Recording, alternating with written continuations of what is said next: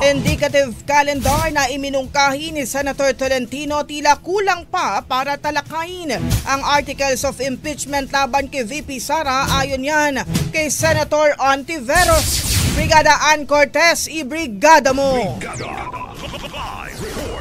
Nilinaw ni Senadora Risa Hontiveros na may kalayaan ng bawat senador na makapagpanukala ng kanyang timetable na nakikita para sa impeachment proceedings laban kay Vice President Sara Duterte. Pero pag-aalinlangan ni Hontiveros, tila kulang para 19 na araw na mungkahin ni Senate Majority Leader Francis Tolentino para talakayin ang articles of impeachment laban sa Vice Presidente. Dahil kung tutuusin, pagdating daw sa mga civil cases ay umaabot ang pagdinig sa mga ito sa loob ng 90 araw at hindi lang basta 19 na araw. Dagdag pa niya, di tulad sa online shopping ay wala namang express delivery at express lane para sa pagsasagawa na naturang paglilitis.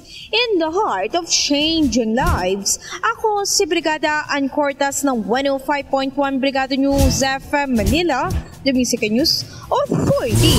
Ang bahaging ito ay hatid sa atin ng Yummyvit ES3 Syrup. Simulang tuparin ang pangarap ng iyong anak. And stunting now,